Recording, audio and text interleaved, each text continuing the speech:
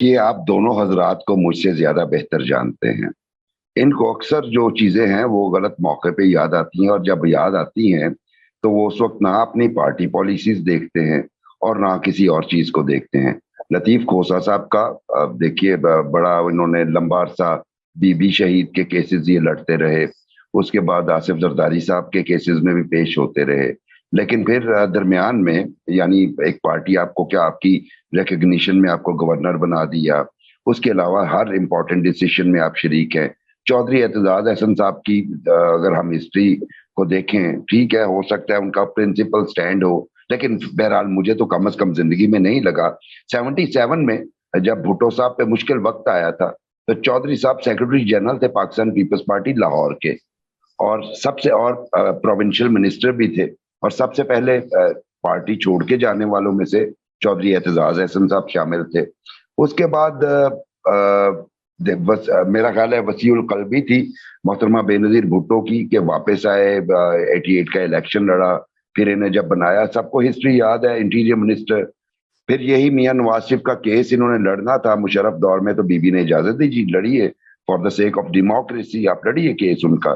لیکن وہی چودھری صاحب جو ہیں ہمیں پھر نظر آئے جب آپ کو اور مجھ کو واضح طور پہ، سولنگی صاحب بیٹھے، ہمیں واضح طور پہ نظر آ رہا تھا کہ افتخار چودھری کی movement has been taken over by other guys, اور اب میاں صاحب بھی انہی کو فالو کر رہے ہیں، ٹو کر رہے ہیں.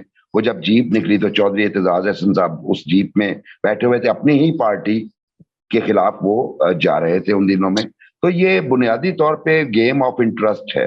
یہ لوگ وے کرتے ہیں، مجھے یہی اندازہ ہوا کہ وے کرتے ہیں کہ فیوچر کہاں پہ ہے، اور فیوچر سیکیور کرنے کے لیے پھر اس طرح کی گیمز کرتے ہیں. سو اگر ہم اب انہیں کریڈیبل سمجھیں تو میرا خیال ہے کہ یہ ساری ایگزامپلز کے بعد وہ کریڈیبلٹی جو ہے وہ کم از کم، ہاں ایک بات ہو سکتی ہے کہ ایک پوائنٹ آف ویو ہو سکتا ہے، کیونکہ ہیومن رائٹس کے حوالے سے ان کا کوئی پوائنٹ آف ویو ہو سکتا ہے کہ ملٹری کورٹس جو ہے. لیکن آپ والا سوال کا جواب پھر میں دینے سے تو کم از کم قاصر ہی ہوں کہ بھئی یہ ماضی میں عمران خان صاحب جب سپورٹ کرتے رہے ہیں، اور ان کے دور میں بھی فاشزم چلتا رہا ہے، مطلب بہت سارے پولیٹیکل لیڈرز نہیں، کو جس طرح آرمی ایکٹ میں امینڈمنٹس ہوئیں، آپ کو یاد بالکل ہوگا بالکل بالکل اس بالکل ایکٹ کے بالکل تحت مقدمے ہونے ہیں، اس میں باقاعدہ ترامیم ہوئی بڑی سرعت کے ساتھ.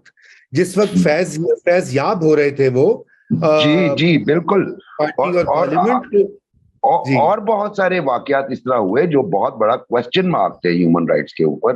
میڈیا کے حوالے سے جو بل لانا چاہ رہے تھے، ان کا کوئی سنگل سٹیٹمنٹ نہیں ہے اس کے اوپر.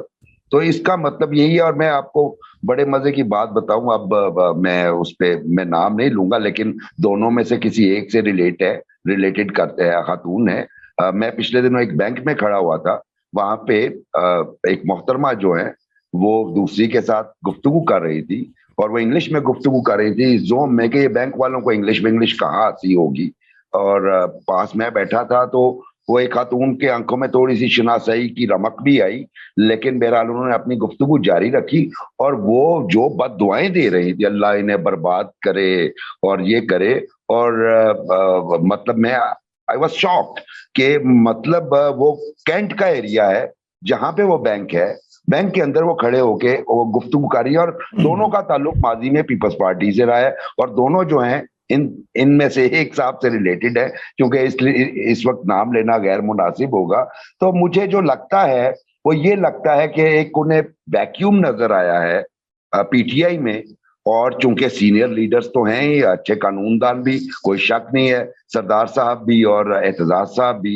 اب ان کو ویکیوم فل کرنے کے لیے آپ دیکھیں نا، عمران خان اٹھ کے سردار لطیف کھوسا کی طرف چلے جائے، یا اعتزاز صاحب کی طرف انہوں نے ایک دو دفعے پناہ لی ہے اسی سارے سینیریو میں. تو اب تو تعلق بانتا ہے. تو عمران خان کے بعد اب اسد عمر صاحب بھی رننگ کرنا، جاگنگ کر رہے ہیں. شاہ محمود قریشی صاحب بھی باہر جب آئے تھے تو وہ اس کے ساتھ آئے تھے کہ وہ کر لیں گے کنونس پرسویڈ چیئرمین کو کہ اپنے جذبات کو کنٹرول، اس میں بھی ناکامی ہوئی. تو اب میرا خیال ہے کہ یہ دونوں حضرات ہمارے بڑے بھائیوں جیسے ہیں، سینئرز ہیں، یہ سمجھ رہے ہیں کہ یہ شاید پارٹی میں ایک اہم پوزیشن اختیار کریں گے، اسی کے چکر میں یہ سارا کچھ کر رہے ہیں. اور دے پلیڈ ویری سمارٹلی جو جواد ایس خواجہ صاحب والی موو ہے وہ بہت یعنی farmer chief justice of Pakistan is the petitioner. ٹھیک ہے, تو یہ اسمارٹ موو ہے, یہ اسمارٹ موو ہے. بالکل جی تو اسمارٹ. میں آتا ہوں آپ کی طرف دوبارہ. جاوید الرحمان صاحب یہ بتائیے, یہ جو دوڑیں لگی شاہ محمود قریشی کی اور اسد عمر صاحب کی, آج وہ ویڈیو وائرل ہو رہی ہے, ضمانت کینسل ہوگی, کیا بات ہے, معاملات سیٹ نہیں ہوئے ابھی تک؟ دیکھیں بڑی زیادتی ہے آپ کی رضا صاحب. آپ یہ دیکھیں کہ یہ جو جرنلسٹ ہیں ان سے گلہ سیاستدانوں کا بالکل ٹھیک ہے, یہ وہ چیزیں کیچ کر لیتے ہیں جو جہاں وہ بھاگنے کا ان کو موقع مل رہا ہوتا ہے. ویسے کون نہیں بھاگا ہوا اس ٹائم؟ یہ وہ پارٹی ہے جو ان کے لیڈرز نے کہا تھا کہ جیل بھرو تحریک آئے گی, جیل بھرو تحریک میں آپ نے ڈرنا نہیں ہے, گھبرانا نہیں ہے, ہم لوگ جیلیں بھر دیں گے. وہ ایپیسوڈ بھی ہم نے دیکھی. اب جب وہ جیل ان کے لیے اب سامان پورا کریٹ کیا گیا, آج جب یہ ایڈیشنل سیشن جج طاہر عباس صبرا صاحب نے, اور انہیں اندازہ تھا کہ ایسا سامان کریٹ ہوگا اور فیصلہ محفوظ ہونے والا, اور ان کو سنا دیا گیا ان کی ضمانتوں کا. اور ابھی جو کیس ہے وہ درج ہے تھانہ ترنول میں. اگر 2 دن پہلے کی ہم بات کریں, اسد عمر صاحب تو کل ہی ایک انٹرویو دے رہے تھے, اس کے اندر انہوں نے حالانکہ اپنی جان چھڑوانے کی پوری کوشش کی, بڑا اسمارٹلی انہوں نے کھیلا ہے.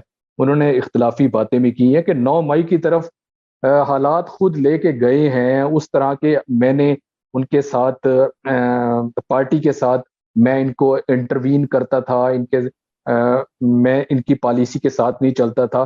رؤوف حسن صاحب بھی جاگ گئے ہیں, انہوں نے 2 صفوں کا ان کے اوپر نوٹ بھی لکھ کر انہیں بھیج دیا کہ جناب ایسی یہ جو بات کر رہی ہیں ڈس ایگریمنٹ ہے, یہ ان کو اب خیال آ رہا ہے. یہ ساری باتیں رؤوف حسن صاحب کا گلہ بنتا ہے کیونکہ وہ انہی کی سیٹ پہ آ کے تشریف لائے ہیں. انہوں نے یہ کہا. شاہ محمود قریشی صاحب کی اگر بات کریں, وہ ان کے بیانات, وہ کیا تھا کہ لے سانس بھی آہستہ کے نازک ہے بہت کام, وہ ان کے بیانات بھی بڑے آرام سے اس قسم کے آ رہے تھے. پی ٹی آئی کے جو لوگ اندر ہیں ان کا خیال کرنا چاہیے. لیکن یہاں رانا ثناء اللہ صاحب کا بیان رضا صاحب وہ ڈومینیٹ کر رہا ہے ہر چیز کے اوپر. انہوں نے کہا تھا کہ یہ لوگ ناک سے بھی لکیریں نکالیں لیکن ان کو چھوٹ نہیں ملنے والی. وہی چیز ہم دیکھ رہے ہیں آج, وہی ایپیسوڈ ہوئی ہے. اسی طرح سے حماد عذر کی بھی وہاں لاہور کے اندر میاں اسلم اور وہ جو لوگ ہیں ان کی بھی ناقابل ضمانت.